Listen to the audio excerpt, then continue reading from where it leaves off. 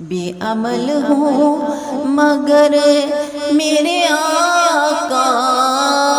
نظر رحمت کریں گے، میرے جیسی گناہ گار کی بھی وہ شفاعت کریں گے۔ بڑے عظیم ہے، بڑے کریم ہے، بڑے عظیم ہے۔ اللہم صلی علی محمد وعلی آل محمد۔ بسم اللہ الرحمن الرحیم۔ ذکر خدا چینل پر تفسیر القرآن کورس کے ساتھ آپ کی خدمت میں حاضر ہوں۔ آج کے اس سبق میں ہم نے سورۃ البقرہ کے رکوع نمبر 6 کے بارے میں پڑھنا ہے کہ اللہ تبارک و تعالیٰ نے اس کے اندر ہمارے لیے کیا احکام نازل فرمائے۔ سبق شروع کرنے سے پہلے ہمیشہ کی طرح آپ تمام بہن بھائیوں سے درخواست کرتی ہوں کہ اگر چینل پر نئے ہیں تو چینل کو سبسکرائب کر دیں، ویڈیو کو لائک کرنا نہ بھولیے گا اور صدقہ جاریہ کی نیت سے ویڈیو کو آگے شیئر کر دیا کریں تاکہ اللہ تبارک و تعالیٰ اس کے ذریعے میری اور آپ کی مغفرت عطا فرمائے۔ آئیے بڑھتے ہیں اب اپنے سبق کی طرف۔ الشیطان الرجیم، بسم اللہ الرحمن الرحیم۔ آج ہم نے سورہ بقرہ کے رکوع نمبر 6 کے بارے میں پڑھنا ہے کہ اللہ تبارک و تعالیٰ نے اس کے اندر کیا احکام نازل فرمایا ہے۔ تو شروع کرتے ہیں اپنے سبق کو۔ یا بنی، اے بیٹو اسرائیل، اسرائیل کے، لاذکروا، یاد کرو، نعمتی، میری نعمت، التی، جو کہ انعمت،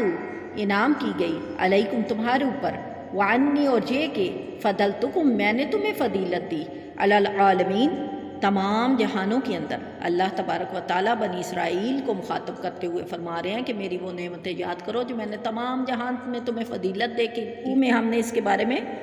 بڑے اچھے طریقے سے پڑھا تھا۔ میں نے آپ کو بتایا تھا کہ ان کے اوپر ابر کو سائباں بنایا گیا، دریا کو پھاڑا گیا، اور اس سلسلے کی ایک کڑی آج ہم اس میں پڑھیں گے۔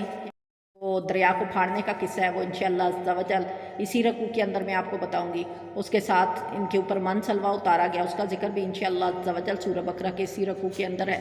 پھر اللہ تبارک و تعالیٰ نے ان کے لیے 12 چشمے نکالے، دریا میں راستہ پیدا کیا، انشاءاللہ رکوع کے اندر ہم کریں گے۔ تو آگے یہاں پہ سب سے پہلے تو یہی مخاطب کیا گیا کہ اللہ تبارک و تعالیٰ اسرائیل کو مخاطب کرتے ہوئے انہیں اپنے انعامات کے بارے میں یاد کروا رہے ہیں۔ پھر اللہ تبارک و تعالیٰ آگے فرما رہے ہیں وَاتَّقُوا، اور ڈرو، یومن، اس دن سے، لا تجزی، کہ نہیں بدلہ دیا جائے گا، نفس ان کسی جان کو، ان نفس کسی جان کے بدلے، یعنی اس دن سے اللہ تبارک و تعالیٰ فرماتے ہیں کہ ڈرو کہ جس دن کسی جان کو کسی دوسری جان کے بدلے نہ لیا جائے گا، شیئن، اور نہ کوئی چیز لی جائے گی، ولا، اور نہ یقبلوا، قبول کی جائے گی، منہا، تم سے،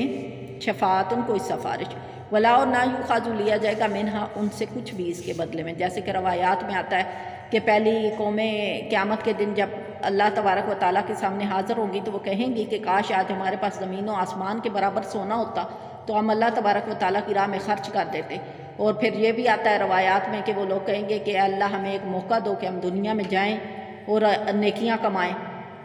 تو یہ انہی چیزوں کو اللہ تبارک و تعالیٰ ڈسکس فرما رہے ہیں، اور فرما رہے ہیں کہ اس دن کوئی بھی چیز بدلے میں نہیں لی جائے گی، عدل اور انصاف ہوگا، ولا، نام ہم وہ ینصرون، مدد ہی دیے جائیں گے، یعنی ان کی کسی بھی طرح کی کوئی مدد نہیں کی جائے گی۔ پھر اللہ تبارک و تعالیٰ اگلی آیات میں بتا رہا ہے وَإِذْ، اور جب، نجیناکم، ہم نے تمہیں نجات، آل فرعون، آل فرعون سے، یسومونکم، وہ تمہیں گرفتار کیا ہوا تھا، سوء العذابی، بہت برے عذاب میں۔ اب فرعون نے 2 طرح کے عذاب میں مبتلا کیا ہوا تھا۔ سب سے پہلے تو یہ کہ بنی اسرائیل کے لوگوں کے اوپر بہت زیادہ مظالم کرتا، ان کو رہن رکھتا، ان لوگوں سے بڑی بڑی چٹانیں صبح سے شام تک توڑواتا، اور پھر ان کو ان کے سروں کے اوپر جو ہے وہ اٹھوا کر پھینکواتا۔ تو وہ لوگ اس سے ان کی گردنیں زخمی ہو جاتی اور بہت شدید طرح کی چوٹیں لگتی ان لوگوں کو، اور پھر شام کے وقت ان سے بہت سارا ہرجانہ بھی وصول کرتا، اور اگر کوئی ناداری کی وجہ سے ہرجانہ نہ دے سکتا تو ان کو یہ سزا دیتا کہ ان کے ہاتھ گردنوں کے ساتھ باندھ دیے جاتے اور پورے 1 مہینے تک نہ کھولے جاتے، اور وہ بیچارے اسی حال میں تڑپتے رہتے۔ تو یہ تو ایک طرح کا عذاب تھا۔ دوسرا عذاب یہ تھا کہ یہ ان کے بیٹوں کو ذبح کرواتا تھا، اور بیٹوں کو ذبح کروانے کا واقعہ یہ ہے کہ فرعون نے ایک خواب دیکھا تھا۔ اس خواب کے بارے میں آپ کو بتاتی ہوں۔ فرعون نے یہ خواب دیکھا تھا کہ بیت المقدس کی طرف سے ایک آگ آئی ہے، اس نے مصر کو گھیر کر تمام قطبیوں کو جلا ڈالا ہے، بنی اسرائیل کو کچھ ضرر نہیں پہنچایا۔ اس سے اس کو بہت زیادہ وحشت ہوئی، اور کہانوں سے جب اس نے تعبیر مانا ہے، یہ تعبیر دی گئی کہ بنی اسرائیل کے اندر ایک لڑکا پیدا ہوگا جو اس کی ہلاکت کا سبب بنے گا اور اس کی سلطنت کے زوال کا باعث بنے گا۔ جب فرعون نے یہ سنا تو اس نے حکم دیا کہ بنی اسرائیل میں جو بھی لڑکا پیدا ہو تو وہ اس کو ذبح کر دے۔ تو یہاں پہ یہی کیا گیا ہے کہ اللہ تعالیٰ نے اس سے آپ کو نجات دی کہ وہ آپ کو سخت عذاب میں گرفتار کیا ہوا تھا، وہ ذبح کر دیتا تھا، یذبحون ذبح کر دیتا تھا ابناکم تمہارے بیٹوں کو، تو وہ بیٹوں کو ذبح کر دیتا۔ جو لڑکا بھی پیدا ہوتا اس کے قتل کا آرڈر دیا جاتا، یہاں تک کہ دائیاں تفتیش کے لیے مقرر کر دی گئی کہ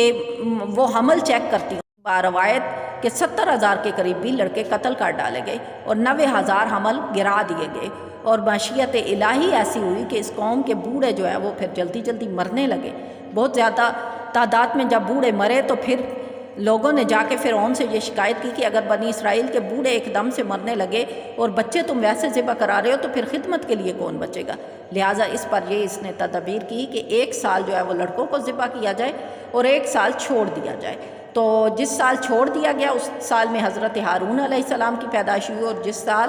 لڑکوں کو ذبح کرنے کا سال تھا اس سال حضرت موسیٰ علیہ السلام کی پیدائش ہوئی۔ تو اب اللہ تبارک و تعالیٰ نے یہاں پر یہ ذکر کیا کہ وہ یستحیون، اور وہ زندہ رکھتا تھا نساءکم تمہاری عورتوں کو، یعنی لڑکوں کو ذبح کروا دیتا اور عورتوں کو زندہ رکھتا۔ وفی ذالکم، اور اس کے اندر بلاؤن بہت بڑی مصیبت آزمائش تھی، من ربکم تمہارے رب کی طرف سے، عظیم بہت بڑی۔ اللہ تبارک و تعالیٰ فرماتے ہیں کہ اس کے اندر اللہ تبارک و تعالیٰ کی طرف سے بہت بڑی تو اللہ تبارک و تعالیٰ نے پھر یہاں پہ اس تمام بلا اور مصیبت کا ذکر کیا۔ پھر اللہ تبارک و تعالیٰ اگلی آیت میں فرماتے ہیں کہ وَإِذْ، اور جب فرق نہ ہم نے پھاڑ دیا بکم تمہارے لیے باہر سمندر کو، فَأَنْجَيْنَاكُمْ، اور بچا لیا تم کو، وَأَغْرَقْنَا، اور غرق کر دیا آل فرعون، آل فرعون کو، آل فرعون کو۔ اب یہاں پہ دیکھیں کہ جو آیت ہم نے سب سے پہلے پڑھی جس میں اللہ تبارک و تعالیٰ نے ان کی فضیلت اور انعام کے بارے میں ذکر کیا، تو میں نے آپ کو بتایا کہ یہ فضیلتیں اللہ تبارک و تعالیٰ نے ان کے اوپر نازل فرمائی، اور یہ 10 طرح کے انعامات تھے جو اللہ تبارک و تعالیٰ نے اس قوم کے اوپر نازل فرمائے۔ تو اب اللہ تبارک و تعالیٰ ان انعام کے بارے میں ذکر کرتے ہوئے فرماتے ہیں، پہلا انعام کہ میں نے تمہیں جو ہے وہ فرعون کے مظالم سے نجات دی کہ وہ تمہیں بہت سخت قسم کی مشقتوں میں گھیرے ہوئے تھا۔ دوسرا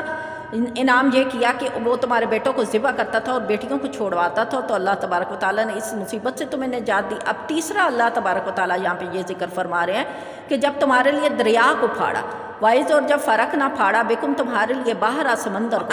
فانجیناکم، اور بچا لیا تم کو، واغرقنا، اور غرق کر دیا آل فرعون، فرعون کی آل کو، وانتم تنظرون، اور تم سامنے کھڑے دیکھ رہے تھے۔ اب اللہ تبارک و تعالیٰ نے یہاں پہ اس نعمت کا ذکر کیا جو فرعون سے نجات دلائی سمندر کو پھاڑ کے۔ یہاں پہ یہ جو واقعہ آیا ہے کہ اللہ تعالیٰ نے سمندر کو پھاڑ دیا، تو باحکم الہی حضرت موسیٰ علیہ السلام اسرائیل کو مصر سے لے کر روانہ ہوئے، کیونکہ مظالم بہت زیادہ ہوتے تھے، تو حضرت موسیٰ علیہ السلام اسرائیل ہیں ان کو لے کے مصر کی طرف روانہ ہوئے ہجرت کے لیے۔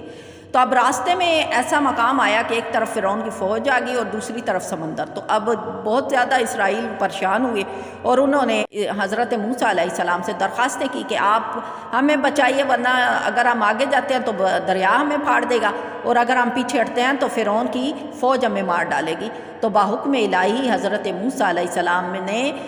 سمندر کے اندر اپنا عصا پھیلایا، تو اللہ تبارک و تعالیٰ نے دریا میں 12 خشک راستے پیدا کر دیے، اور اس کا طریقہ یہ ہوا کہ پانی دیواروں کی طرف کھڑا ہو گیا۔ ان آبی دیواروں میں جالی کی مثل روشن دان بھی بن گئے۔ بنی اسرائیل کی ہر جماعت ان رستوں میں ایک دوسرے کو دیکھتی اور باہم باتیں کرتی گزرتی گئی۔ جب فرعون نے یہ دیکھا کہ دریا کے اندر رستے بن گئے تو وہ بھی اس میں چل پڑا۔ جب اس کا تمام لشکر دریا کے اندر آ گیا تو دریا حالت اصلی پر آیا اور تمام فرعونی اس میں غرق ہو گئے، جس کے بارے میں اللہ تعالیٰ نے کہا وَأَغْرَقْنَا آلَ فِرْعَوْنَ، کہ میں نے فرعون کی آل کو غرق کر دیا۔ اور یہ تمام واقعہ جو وہ بنی اسرائیل اپنی آنکھوں سے دیکھ رہا تھا، جس طرح کہ اللہ تعالیٰ یہاں پہ بیان فرما رہے ہیں وَأَنْتُمْ تَنْظُرُونَ، اور تم کھڑے دیکھ رہے تھے۔ بنی اسرائیل یہ دریا میں فرعونیوں کو غرق ہوتے ہوئے دیکھتے رہے۔ یہ غرق کا واقعہ محرم کی 10ویں تاریخ کو ہوا۔ حضرت موسیٰ علیہ السلام نے اس دن پھر شکر کا روزہ رکھا، اور یہ روزہ سید عالم صلی اللہ تعالیٰ علیہ وآلہ وسلم کے زمانہ میں بھی رکھا گیا، اور اس وقت تک یہود بھی اس دن کا روزہ رکھتے۔ حضور پاک صلی اللہ تعالیٰ علیہ وآلہ وسلم نے بھی اس دن کا روزہ رکھا، اور فرمایا کہ حضرت موسیٰ علیہ السلام کی فتح کے اوپر خوشی منانے کا زیادہ حق جو ہے وہ ہم مسلمانوں کے ہے۔ پھر اس کے بعد حکم کے مطابق آپ صلی اللہ تعالیٰ علیہ وآلہ وسلم نے 10ویں محرم کا روزہ رکھا اور ساتھ یہ کہا کہ ان سے نسبت نہ ہو، لہٰذا 10ویں کے ساتھ یا نامی کا یا پھر 11ویں کا روزہ ملا لیا جائے۔ اس مسئلہ سے معلوم ہوا کہ عاشوراء کا روزہ رکھنا سنت ہے، کیونکہ آپ صلی اللہ تعالیٰ علیہ وآلہ وسلم نے بھی روزہ رکھا۔ پھر اس کے بعد دوسرا ایک اور مسئلہ میں آپ کو بتا دوں کہ یہاں پہ یہ بھی معلوم ہوتا ہے کہ انبیاء کرام پر جو انعامات الہی ہوں اس کی یادگار کو قائم رکھنا یا شکر بجا لانا بھی سنتوں میں سے ہے۔ پھر یہ بھی معلوم ہوتا ہے مسئلہ یہاں پہ انبیاء کرام کی جو سنتے ہیں وہ اگر کفار بھی ادا کرتے ہوں تب بھی ان کو آپ نہیں چھوڑیں، یعنی یہ ہے کہ ساتھ مشابہت، جیسا کہ حضور پاک صلی اللہ علیہ وسلم نے پھر حکم فرمایا کہ ایک روزے کی بجائے آپ 2 رکھو، کیونکہ ہم زیادہ حقدار ہیں، تو ایک روزہ پھر اگر رکھتے تو ان سے مشابہت ہوتی تھی، لہٰذا آپ صلی اللہ تعالیٰ علیہ وآلہ وسلم نے 2 روزوں کا حکم دیا کہ آپ نامی کا یا 11ویں کا روزہ ملا کے پھر جو ہے وہ روزہ رکھو۔ تو اب یہاں پہ اس آیت میں ہم نے یہ دیکھا کہ کس طرح سے اللہ تبارک و تعالیٰ نے فرعون کو کار کیا۔ پھر اللہ تبارک و تعالیٰ آگے بیان فرما رہے وَإِذْ، اور جب وعدنا ہم نے وعدہ کیا موسیٰ سے 40 لیلتاً راتوں کا، ثم پھر متخذتم تم پوجنے لگے اجلا بچڑے کو، من بعد اس کے وانتم اور تم ظالمون ظالموں میں سے ہوگے۔ اللہ تبارک و تعالیٰ نے یہ جو 40 راتوں کا واقعہ بیان کیا یہ ہوا کہ جب موسیٰ علیہ السلام اپنی قوم کو لے کر فرعون کی ہلاکت کے بعد بنی اسرائیل کو لے کر مصر کی طرف لوٹے اور انہوں نے درخواست کی کہ اللہ تبارک و تعالیٰ ان کو تورات نازل فرمائے، تو اللہ تبارک و تعالیٰ نے ان سے تورات کا وعدہ فرمایا اور ان کے لیے معین مدت مقرر، جس کی مدت کا اضافہ جو ہے 1 ماہ اور 10 دن اوپر تھا، مہینہ ذوالقعدہ اور 10 دن ذوالحجہ کے اس میں شمار کیے۔ حضرت موسیٰ علیہ السلام اپنے قوم کو حضرت ہارون علیہ السلام حوالے کرتے ہوئے اور ان کو خلیفہ اور جانشین مقرر کرتے ہوئے تورات حاصل کرنے کے لیے طور پر تشریف لے گئے۔ 40 شب وہاں ٹھہرے، اس عرصہ میں کسی سے کوئی بات نہیں کی اور اللہ تبارک و تعالیٰ کی حمد و ثنا میں لگے رہے، اور اس کے بعد اللہ تبارک و تعالیٰ نے ان کو تورات عطا فرمائی۔ یہاں پر ایک واقعہ اور ہوا کہ جب حضرت موسیٰ علیہ السلام تورات حاصل کرنے کے لیے جانے لگے تو سامری نے ان کی قوم کے ساتھ ایک چال چلی اور اس نے ایک بچڑا بنایا اور اس بچڑے کے اندر جو ہے وہ گھس جاتا ہے، لوگوں کو کہتا کہ میں تمہارا خدا ہوں لہٰذا میری عبادت کرو، تو وہ لوگ سامری کے جال میں اور چنگل میں پھنس گئے اور انہوں نے سامری کی عبادت کرنی شروع کر دی، یعنی اس بچڑے کی عبادت شروع کر دی، سوائے حضرت ہارون علیہ السلام کے باقی تمام لوگ ہیں وہ بچڑے کی عبادت میں مشغول ہوئے۔ پھر جب حضرت موسیٰ علیہ السلام آئے تو موسیٰ علیہ السلام نے ان سے کیا کہا، انہوں نے کہا کہ اے میری قوم تم نے یہ اپنی جانوں کے اوپر بہت بڑا ظلم کیا ہے۔ پھر اللہ تبارک و تعالیٰ آگے فرماتے ہیں ثم پھر عفونا ہم نے درگزر کیا عنکم تم سے، من بعد اس کے ذالکم یہ اس لیے ہوگا لعلکم تاکہ تم تشکرون شکر کرو، یعنی اللہ تبارک و تعالیٰ فرماتے ہیں کہ میں نے یہ سب اس لیے کیا تاکہ تم شکر کرو، اور اس کا طریقہ کار یہ نکلا کہ اگلی آیت میں آپ کو بتاتی ہوں وائز، اور جب آتینا ہم نے عطا کیا موسیٰ کو کتاب حکمت والفرقانہ اور حق کو باطل سے جدا کرنے والی کتاب لعلکم تاکہ تم تہتدون ہدایت پا جاؤ۔ وائز، اور جب کالا کہا موسیٰ نے لقومی ہی اپنی قوم سے یا قومی اے میری قوم انکم بے شک ظلمتم تم نے ظلم کیا انفسکم اپنی جانوں کے اوپر باتخاذکم پوجا کر کے اجلا بچڑے کی فتوبوا پس تم توبہ کرو الی باریکم اپنے رب کی طرف۔ اب یہاں پہ اللہ تبارک و تعالیٰ نے توبہ اور عفو و درگزر کا طریقہ یہ بتایا کہ تم اپنی جانوں کو ہے وہ قتل کرو، اور اس کا طریقہ یہ ہوا کہ جو لوگ بچڑے کی پوجا میں مشغول نہ ہوئے تھے انہوں نے ان لوگوں کو قتل کرنا تھا جو بچڑے کی پوجا میں مشغول ہوئے، یعنی جو گناہ گار تھے ان کو قتل کیا جانا تھا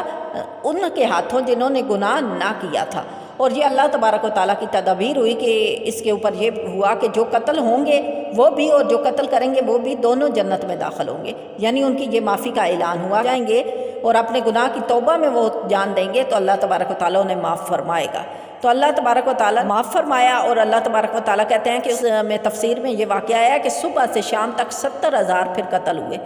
اور تب حضرت موسیٰ اور حضرت ہارون علیہ السلام جو ہے انہوں نے دعا کی اور اللہ تبارک و تعالیٰ نے پھر اس کے اوپر وہی نازل فرمائی کہ جو قتل ہو چکے ہیں وہ شہید میں گنے جائیں گے، یعنی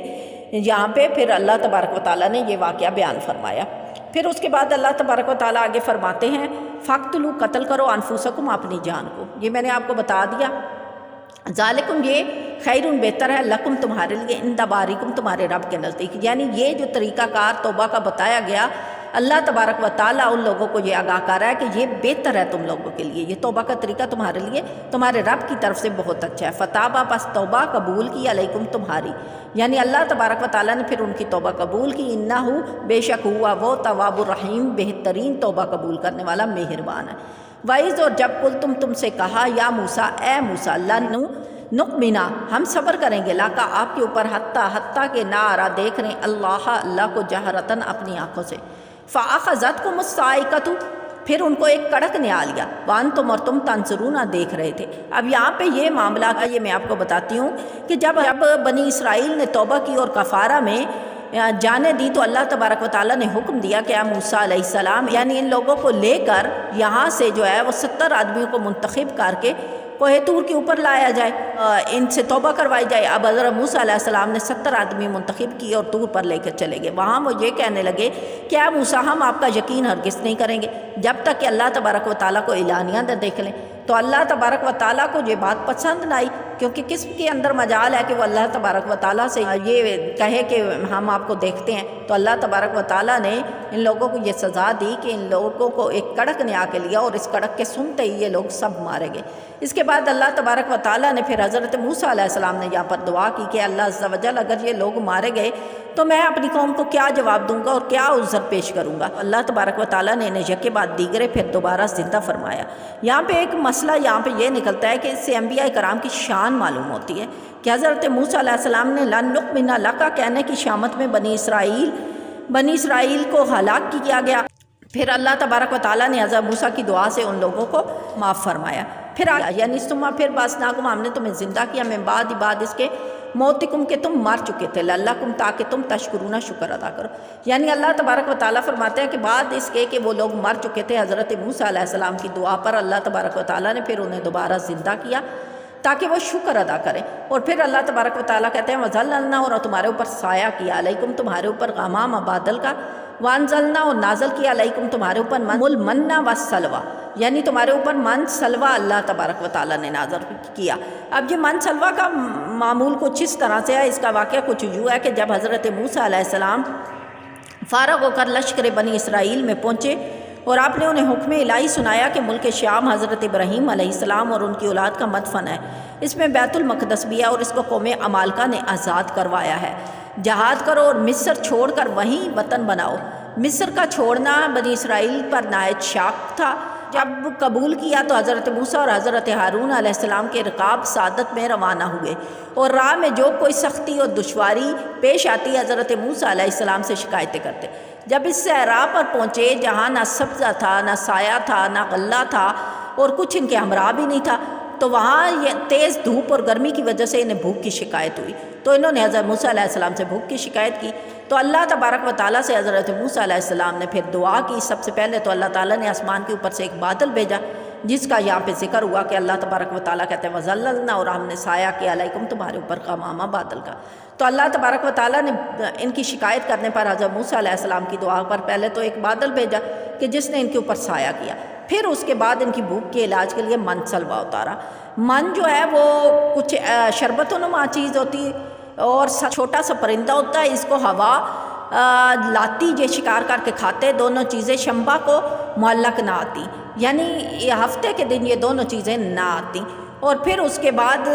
باقی دنوں میں ہر روز پہنچتی، جمعہ کے دن تو یہ چیزیں دونی آتی۔ حکم یہ تھا کہ جمعہ کو شمبا کے لیے جمع کر لیا جائے، حسب ضرورت جمع کر لیا جائے، مگر ایک دن سے زیادہ کا حکم نہ ہوا۔ بنی اسرائیل نے نعمتوں کی ناشکری کی اور ذخیرے سے ذخیرے جمع کرنے لگے، تو اس پر اللہ تبارک و تعالیٰ نے پھر وہ ذخیرے جو ہے وہ گلا سڑا دیے، تو اسی وجہ سے کھانا جو ہے وہ خراب ہونا شروع ہو گیا۔ پھر اللہ تبارک و تعالیٰ نے ان سے یہ حکم دیا کہ اس کی نعمتوں کی ناشکری نہ کریں اور جمع نہ کریں،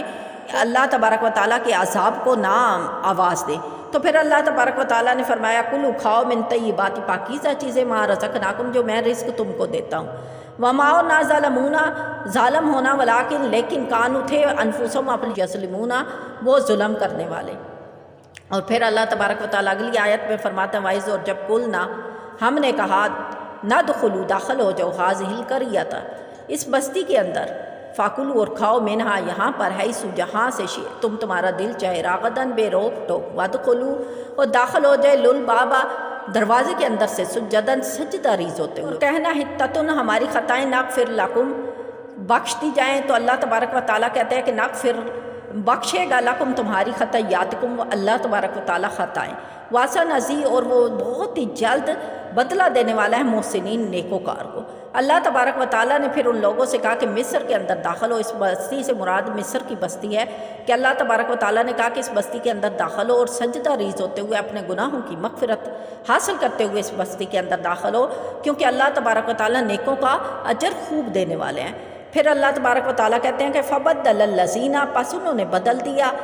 یعنی وہ کلمات جو اللہ تبارک و تعالیٰ نے کہے تھے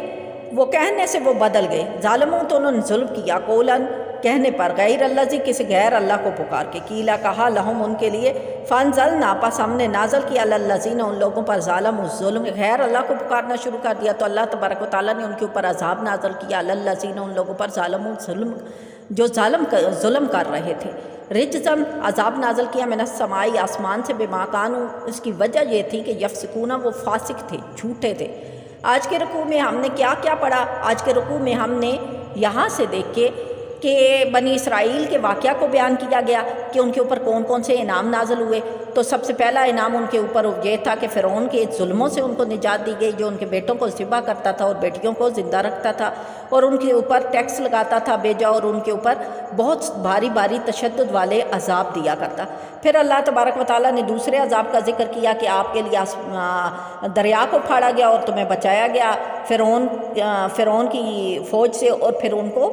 دریا میں غرق کر دیا گیا۔ پھر اس کے بعد اللہ تبارک و تعالیٰ نے یہاں پہ حضرت موسیٰ علیہ السلام کی ان 40 راتوں کا ذکر کیا کہ جن کے اوپر اللہ تبارک و تعالیٰ نے ان کو کوہ طور پر توریت نازل فرمائی، اور ان کی قوم جو ہے اس وقت میں اجلا یعنی بچڑا کی پوجا میں مصروف ہوئی، اور پھر انہوں نے اپنی جان پہ ظلم کیا، تو اللہ تبارک و تعالیٰ نے ان کے لیے توبہ کی یہ تدبیر نازل فرمائی کہ تم اپنے یعنی جو بے گناہ ہیں وہ گناہ گاروں کو قتل کریں، اور پھر اللہ تبارک و تعالیٰ نے موسیٰ علیہ السلام کے انعام نازل فرمایا کہ جو گناہ گار تھے اور جو نہیں گناہ گار ان کو شہید کا رتبہ دیا گیا، جو قتل ہوئے، اور 70,000 کے قریب لوگ ایک دن میں مارے گئے۔ پھر اللہ تبارک و تعالیٰ نے ان کی توبہ کو قبول کیا، اور بے شک وہ توبہ قبول کرنے والا ہے۔ پھر اس کے بعد اللہ تبارک و تعالیٰ نے کہا کہ جو 70,000 لوگ بچے، پھر حضرت موسیٰ علیہ السلام ان کو لے کر جب کوہ طور پہ گئے تو انہوں نے کہا کہ ہم تو اس وقت تک اللہ پر ایمان نہیں لائیں گے جب تک کہ اللہ تبارک و تعالیٰ کو اپنی آنکھوں سے نہ دیکھ لیں۔ تو پھر انہیں ایک کڑک نے آ کے لیا اور وہ دیکھتے دیکھتے وہ سب کے سب ہلاک ہوئے۔ پھر اللہ تبارک و تعالیٰ نے موسیٰ علیہ السلام کی دعا پر دوبارہ انہیں زندہ کیا تاکہ وہ شکر ادا کریں، اور پھر جب مصر کی طرف حضرت موسیٰ علیہ السلام ان کو لے کے گئے تو مصر کا علاقہ چونکہ بنجر تھا، نہ کوئی سرسبز میدان تھا، نہ کوئی کھانا تھا، نہ کوئی پانی تھا، تو اللہ تبارک و تعالیٰ نے سب سے پہلے تو ان کے اوپر یہ انعام کیا کہ ان کے اوپر سایہ کیا بادل کا، پھر ان کے اوپر منسلوہ اتارا، پھر اس کے بعد ان کو حکم دیا کہ پاکیزہ چیزوں میں سے کھاؤ، لیکن وہ لوگ پھر دوبارہ سے ظلم کرنے لگے۔ پھر اللہ تبارک و تعالیٰ نے انہیں کہا کہ آپ مصر کی طرف جاؤ، کہ یہ بستی ایسی تھی کہ جس کے اندر جانے کے لیے انہوں نے خود فرمائش کی، اور پھر اللہ تبارک و تعالیٰ نے فرمایا کہ یہاں پہ داخل ہوتا اللہ کا ذکر کرتے ہوئے اور اپنی خطاؤں کی بخشش مانگتے ہوئے، کیونکہ اللہ تعالیٰ نیکوکار کو بدلہ دینے والا ہے، لیکن انہوں ظالموں نے اس تمام بات کو بدل دیا، اور پھر ان کے اوپر اللہ تبارک و تعالیٰ نے آسمان سے سخت عذاب نازل فرمایا، اور اس کی وجہ یہ تھی کہ وہ لوگ فاسق تھے، یعنی جھوٹے تھے، جو وعدہ کرتے تھے ان سے مکر جاتے تھے۔ تو اسی لیے قرآن پاک میں بار بار اللہ تبارک و تعالیٰ نے بنی اسرائیل کو مخاطب کرتے ہوئے کہا کہ بے شک ہم نے تمہیں تمام عالم کے اندر فضیلت عطا فرمائی۔ اللہ تبارک و تعالیٰ ہمیں صحیح معنوں میں قرآن پاک پڑھنے، سمجھنے اور عمل کرنے کی توفیق عطا فرمائے۔ صلی اللہ تعالیٰ علی خیر خلق محمد و آلہ و صحبہ اجمعین برحمتک یا ارحم الراحمین۔